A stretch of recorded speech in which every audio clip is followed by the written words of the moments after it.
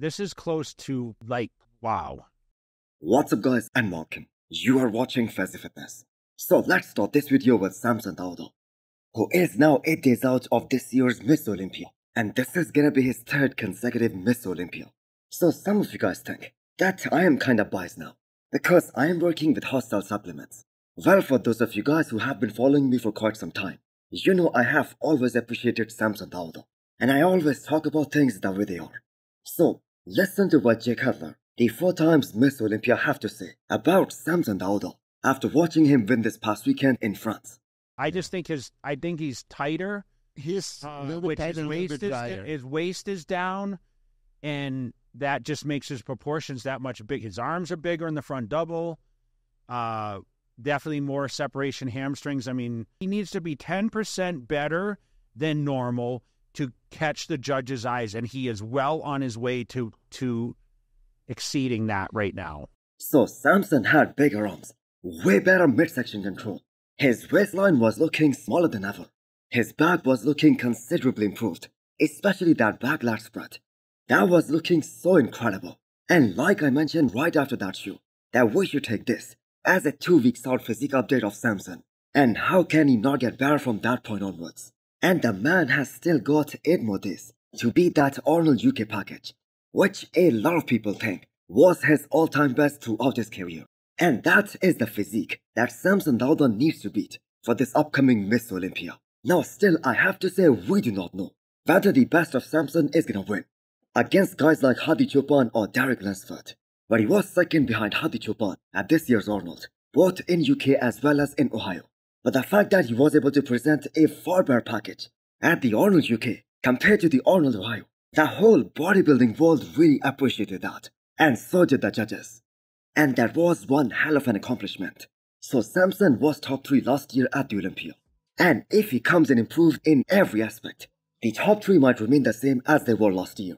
So from a guy who was struggling to win his first pro show up until the end of 2021, to a guy who is entering this year's Miss Olympia as a legit contender to win the Olympia title, Samson has came a long way. The amount of muscle Samson Dauda has been able to pack on his frame, and that too in such a short time, year after year, that is just so damn nuts. And even though he hasn't had a proper off-season, he has done every single Arnold, every single Olympia, and a number of other shows as well. And still the man has been able to make some tremendous improvements. The fear factor of getting injured, that just simply doesn't exist in Hadi Choopan's mind.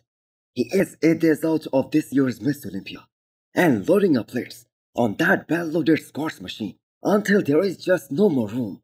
So is there any other guy in the men's open bodybuilding division who is doing those crazy drop sets at the end of a leg workout, where Hadi Choopan did a total of 35 reps, and the man was moving that weight with so much ease?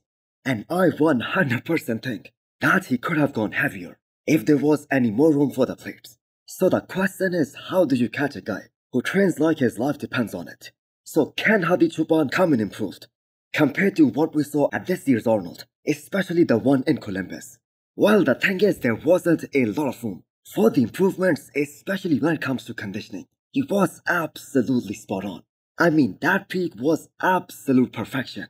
But Hadi can always use a bigger, more detailed back, especially more lines in the hamstrings, and maybe a bit more tighter glutes, because that is the area where the champ Derek Lansford is just so unbeatable. Now, I really want to see how Derek compares to Hadi Choopan in that rear lat spread, because Hadi has more weight than Derek. I mean, he has more weight than all of the other top 6 guys as well in that rear lat spread. And if Hadi is a bit more detailed in his lower half, he is for sure gonna take that shot, which means he's gonna win the front lat spread as well. And also the abs and thigh, the most muscular, and maybe the front double biceps as well. Now the side shots were given to Derek last year, and if Derek comes in improved, he will for surely take those shots again. So this contest is really gonna come down to 1 or maybe 2 mandatory poses. Next up, we have an 8 days out physique update from Rafael Brandao. Look at them full-blown delts, those massive guns. Brandao recently made a statement that he has already surpassed his Arnold Ohio version, especially in terms of conditioning. And I think we can all agree Rafael looked at his all-time best at the Arnold in Ohio. He was in a better condition than Samson Dauda.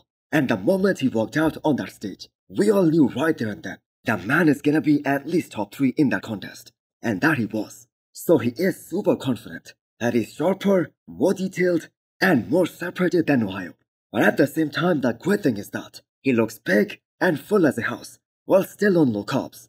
So Rafael did not seem to have a lot of hype going into this year's Miss Olympia. And yes, I know, he lacks the thickness compared to guys like Hunter or Nick, but he is for surely gonna expose those guys in terms of shape and in terms of aesthetics as well. So with another 4 months of solid off-season, where Rafael pushed a lot of food, we are definitely expecting him to come in a few pounds heavier, a few pounds bigger. So this is the year Rafael should make some noise and silence all those people who used to say that he will never be big enough for the men's open bodybuilding and he should try classic physique instead. But Rafael is getting closer and closer to achieving his dream physique, his perfect physique. Now he did not rush the process. He made sure that his waistline remained exactly the same, and the upcoming years, they are the ones where Rafael is gonna really thrive. So what do you guys think? Is Rafael gonna make top 7? If anyone isn't scared of that back on Wesley visors, think again. This has to be one of the most detailed, most clean-looking back double biceps across any division in the IFBB at the moment. So is that enhanced by adding more filter or more sharpness? Well, perhaps it is, but not by a lot. Because we just saw a video of Wesley hitting that back double biceps about 3 weeks back, and that also looked absolutely insane. And yes, I know it is only Wesley's upper half, and what the judges wanted from him, that was more detail, more depth in the hamstrings and the glutes area. And that guest posing that Wesley did, like 10 days ago. There were improvements in his lower half as well, so his quads are looking so separated at the moment. And that is the thing with Wesley. He won't have the biggest quads on the stage, but the separation, the detail, that will be deeper and better than most of the guys in that first call out. And this is him, already under that weight limit, which if you guys think about it is kinda crazy, because he is by far the biggest guy in classic physique division in the off-season. Now Wesley has been really open about saying that he legit thinks that he's gonna give Chris Bumstead the battle of his lifetime. And I'm gonna say there is nothing more exciting than watching a guy who was 7 last year coming in to dethrone the greatest classic physique athlete, Chris Bumstead. Literally, he would crush Texas by 40%, and he would crush Texas. Chris Lewis, aka Psycho Fitness, has got us all hyped up for Andrew Jack this year. Now I have to say, if Andrew crushes his Texas Pro look by 40%, as Psycho Fitness says, he is gonna be 40% better, then I'm gonna say it right here, he is gonna be Miss Olympia this year. Period. We are gonna have a new Miss Olympia champion, and that is as simple as it gets. He would crush his 5th place at the Olympia by 80%. 80%. So Andrew Jack is gonna be up 3 shots against all the guys in the first call out, in the initial stages, the front double biceps, the front lat spread, and the front relaxed. And maybe the judges will put him in the middle.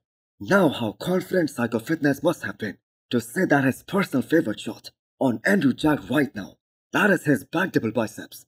Now isn't that one of Andrew's weakest shot? Now I'm gonna say it used to be up until last year, but his back looked way more improved at this year's Texas Pro. His favorite shot of mine is his rear double bicep. How could that be? But then people say that's his worst shot. And that is the thing, guys. Andrew and his team did not fire all cylinders for Texas Pro this year because they just knew he's gonna win that show anyway. So Jake Cutler spoke to Chris Azito, and Chris Azito says Andrew is coming for the win this year. He's not coming to place 5th, 3rd, 2nd, no. He says he's winning. Yeah. He's not coming to place 5th, 3rd, 2nd, no. He says he's winning. Yeah. You know, hey, listen, when Chris Aceto says that, Chris Aceto had the guy that beat Ronnie and the guy that beat Phil. He thinks Ramon's going to win, too. Okay, so let's switch to classic. So these are great times in bodybuilding, and anything can happen in 80s. Andrew Jack represents the beauty of bodybuilding, and that is why so many people, so many fans, and even so many current athletes, they want him to win the Olympia title. Now, as fans of bodybuilding, we will be thrilled to see an improved Andrew Jack from this year's Texas Pro, regardless of where he places. But if Andrew is more detailed in the hamstrings, which is what the judges wanted to see on him, he is just gonna be so damn hard to ignore. The look that's going to be brought there is going to be epic. It's going to be amazing. It's going to make you guys fall in love with bodybuilding again. So hit the thumbs up button if you liked the video. And smash the subscribe button if you wanna come back for more. Thanks for watching.